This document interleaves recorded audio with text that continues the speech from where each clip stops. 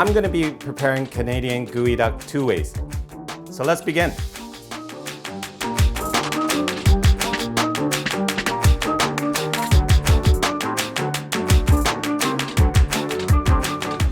So we're going to start by taking and removing the Geoduck out of its shell. And I'm going to just go in here with a small paring knife. If you don't have a paring knife, a butter knife at home would work well. So next, we're going to be removing the stomach portion. Key point here is not to overcook the Geoduck. So 10 seconds, we're back into the ice bath. I'm going to go ahead and cut this in half. And it should come off quite easily. I'm going to go ahead and cut this in half first.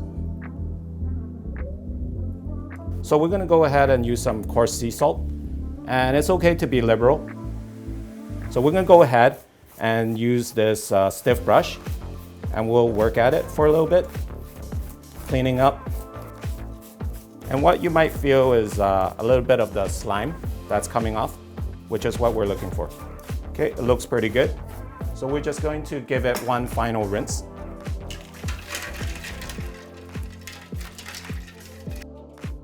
We're going to score it lightly, lengthwise, this way. So it's just nice little slits. And what this adds is a little bit when you dip the marugai into the soy sauce, it would adhere a little bit better.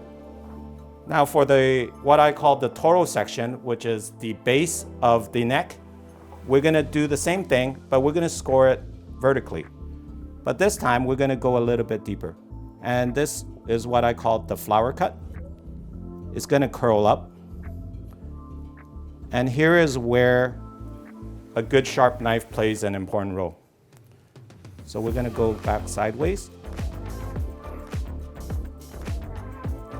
But we're gonna make 2 incisions this time. And this further enhances the texture. So here we are.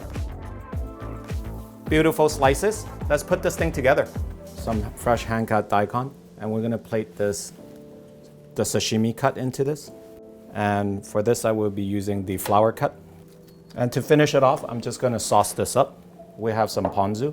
Here's some fresh cucumbers and mango. Marugai sashimi 2 ways, crudo and classic sashimi style. Now to my favorite part of this recipe, let's try it.